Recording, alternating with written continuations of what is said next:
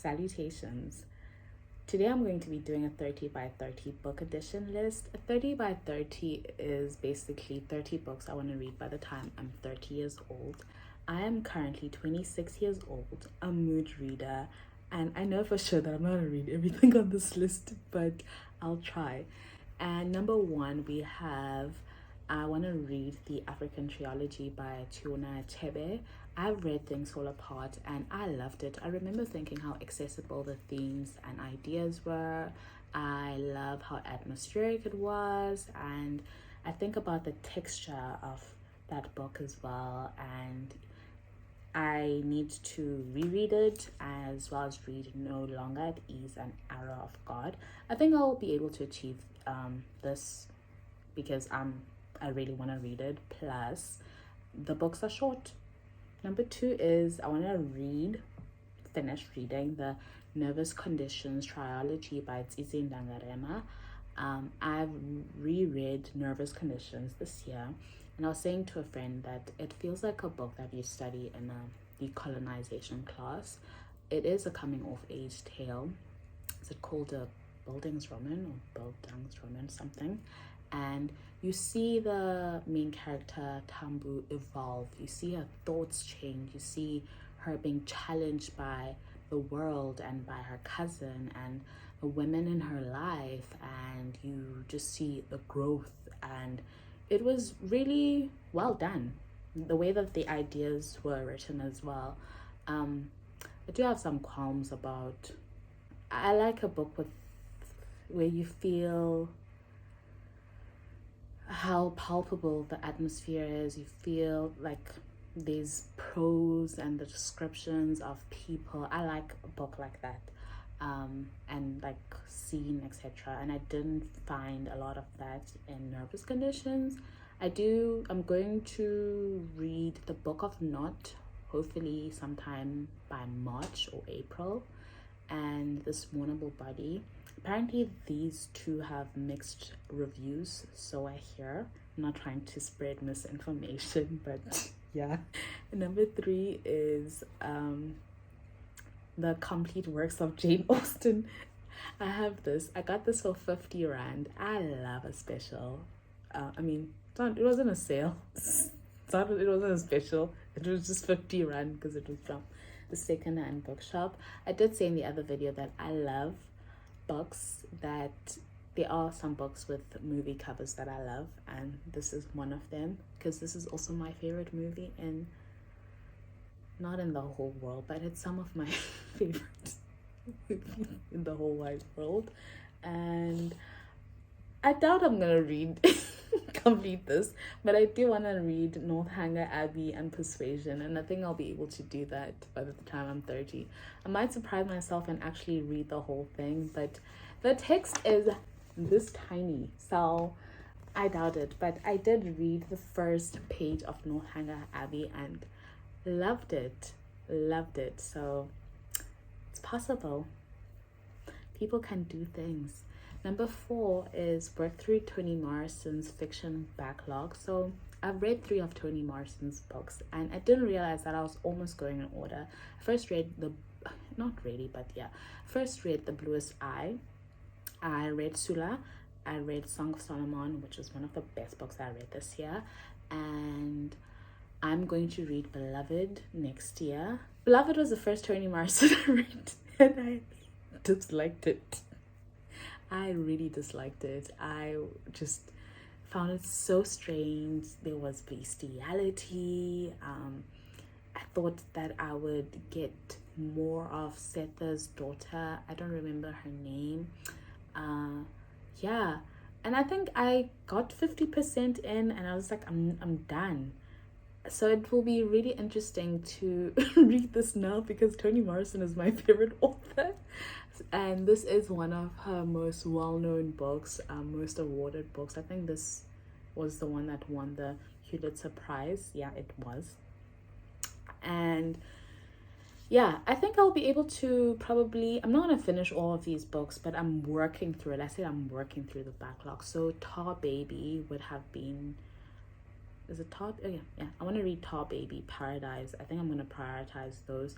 I could read Rekatif because that's a short story. So yeah, Jazz is Toni Morrison doesn't write long books. I think is Song of Solomon even long, or is just my copy the way that it's printed? Yeah. God Help the Child. I'm just reading all the fiction. Home, a Mercy, Love, and yeah, I am working through it. I didn't say read. And then number 5, I think I'm going to achieve this one. 100 Years of Solitude by Gabriel Garcia Marquez. And I've heard great things about this. I've heard people say that's one of those books. I love magical realism. Sorry, I'm just thinking, actually, do I? I love magical realism in Song of Solomon. I love where else have I read magical realism? I loved it in Edinburgh. It's used in Edinburgh. Yeah, so sorry, it feels like a claim that I'm just like, do I really? I've heard great things about this book, so I really want to read it. And lots of people have spoken about a butterfly scene, which I'm really curious. What is this butterfly scene about? It was even in like a book by Nina Lacour. Yeah, so I want to know. I'm curious. Number 6 is Ngugi wa Thiong'o's A Grain of Wheat. I've never read a Ngugi wa Thiong'o book. I have picked it up at the library because my friend was like, you have to read this author. And I actually saw him in East London one year, and he gave a speech. And yeah, he didn't say anything that's amazing because it was already ideas I was familiar with. So I do want to read one of his books. I think I'm going to go with A Grain of Wheat. And yeah, I think this one is achievable as well. I could do this next year even. Number 7 is So Long a Letter by Mariama. Was Senegalese writer. This is one of those seminal African literary canon books, books, and it's just, yeah, I want to read this. Number 8 is The Famished Road by Ben Okri. Is there magical realism in this as well, or just fantasy? But I'm really excited to read this. Not next year, maybe next year, who knows, I might surprise myself.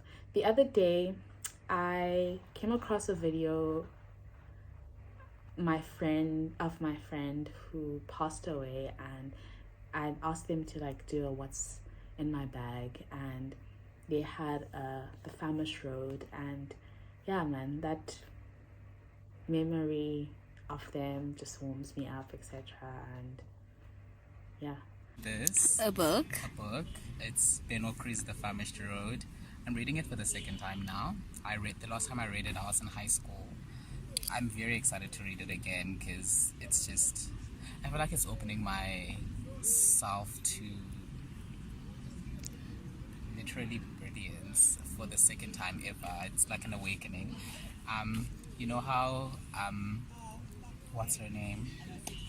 Jeanette Mark on Thingy, on the album, on Nico Swan says she has an awakening or something like that, and it has happened 4 times for her life. This book is probably, I hope it's my second awakening.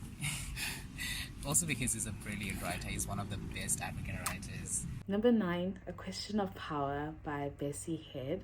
I want to read more South African authors in general, and I had a Bessie Head book that I got from the library for free, and I don't know where it is. I think probably where I used to live, or I don't know. So I want to read A Question of Power. And then moving on to the Western literary canon, I've already mentioned Jane Austen. Toni Morrison is part of the Western too, or is this debated? I don't think this is debated. Like can be a part of the African American literary canon as well as the Western canon, or I would say so, but let me know. Anyway, Wuthering Heights by Emily Bronte. I tried reading this when I was really young, and yeah, I did see this book at Exclusive Books, and it was not expensive. Exclusive Books, I was really surprised, but I didn't like any of the copies, so I believe in judging books by their covers. Artist needs to work. And then number 11 and 12, North and South by Elizabeth Gaskell, Middlemarch by George Elliot. One of these is going to kick the bucket and probably end up in the 40 by 40 list. I don't know which one it is, but we'll see. I think I'm most intimidated and most unsure about Middlemarch because I don't know. But Middlemarch might be the one that I think North and South. I'm also thinking of the series, which I haven't watched, but I saw this scene when the rich mill owner is saying, look back to the female protagonist. So might be just because of the romance, most probably. Yeah, let me not lie, it's probably because of that. So I might probably prioritize that. And I love a social novel. Like, I love anything that discusses class. Well, 13 is The Eyes Were Watching God by Zora Neale Hurston. Zora is writing during the Harlem Renaissance, and she was so messy. Like, please read if you like gossip, etc., and you like knowing about writers, etc. Read I think it's by Yuval. Is it Yuval something?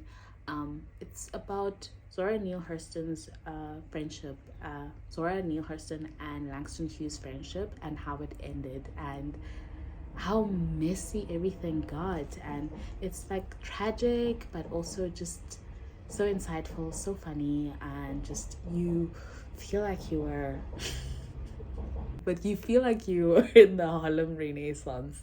And then number 14 is Anna Karenina.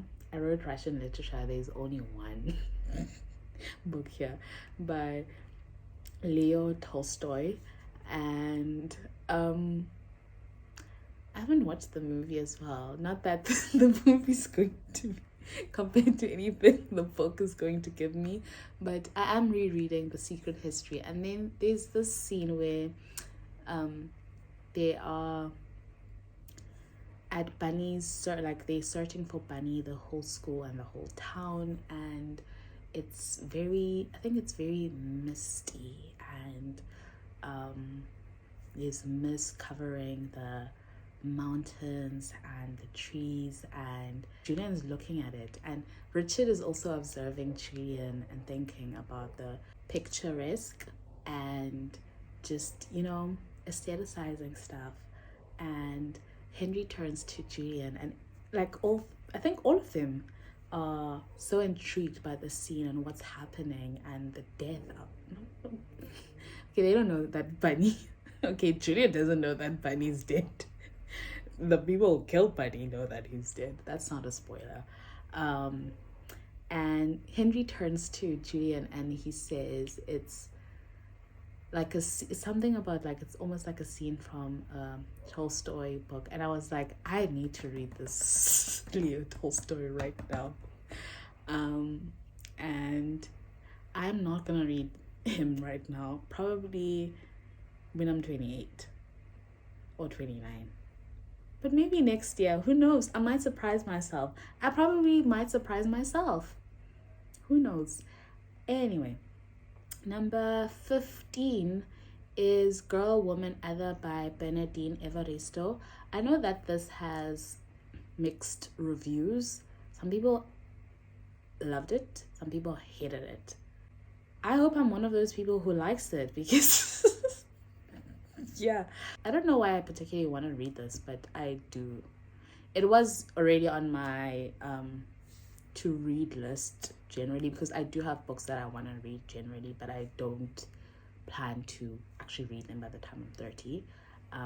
So yeah. Number 16 is I, Tutuba, Black Witch of Salem by Mayasa Konde. And I reread The Crucible this year. Tutuba is obviously accused of doing voodoo, and the other girls, because she's an enslaved woman, go ahead and say that, yeah, of course the slave was the one who was trying to make us practice witchcraft, when that's obviously not what's happening. And I was thinking, Tutuba had every right to practice voodoo on her master.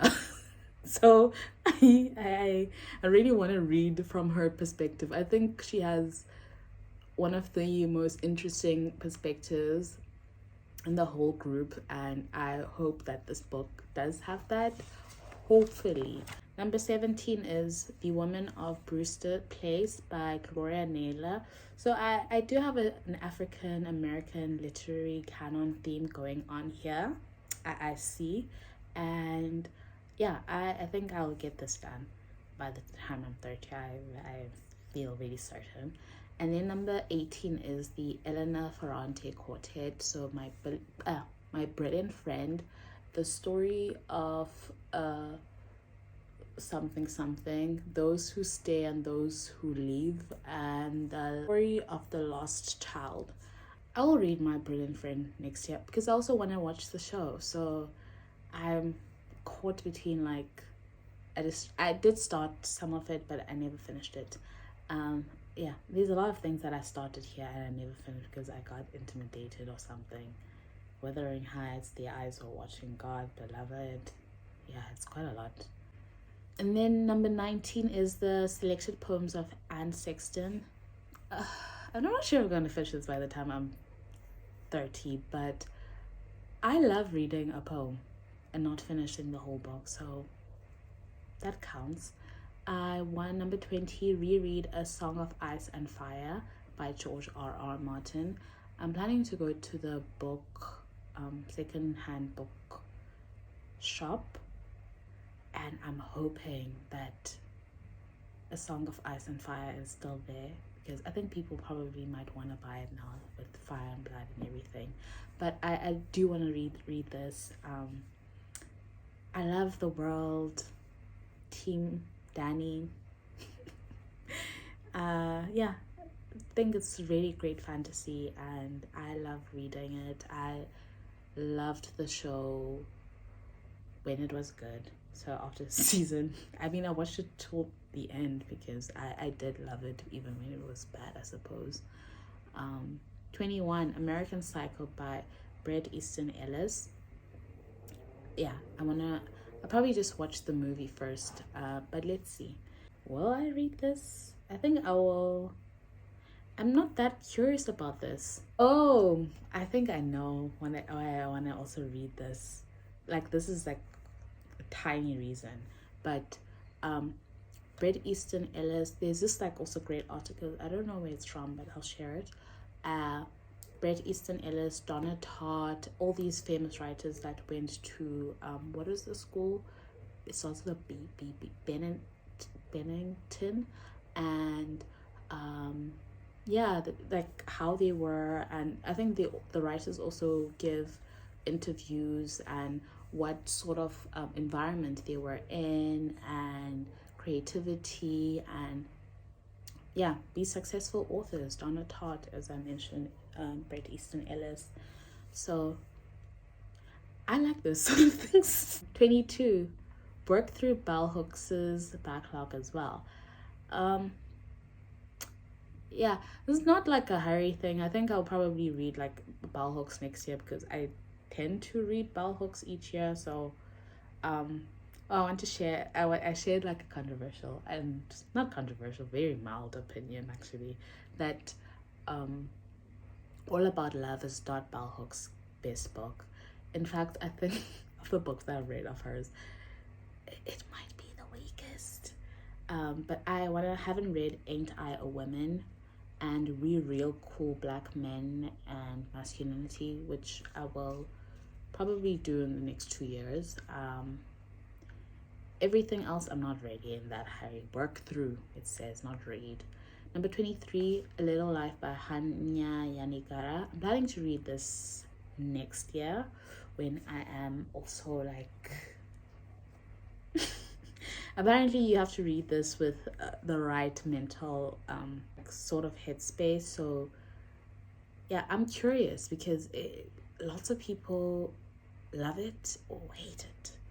And I'm also curious about how Hanya Yanigara explores or writes an anti-recovery narrative, because I'm not totally against that.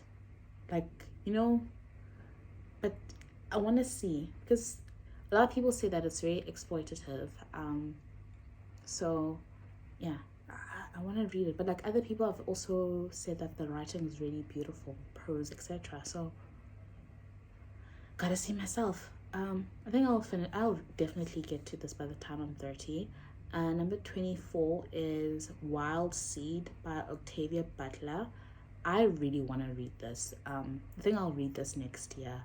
I've heard great things. I've only read one Octavia Butler. I'm not really like a science fiction girly, and it was Kindred, and there's a show coming out. We're working on it at work as well, and might check out one episode, but I didn't really gel with Kindred.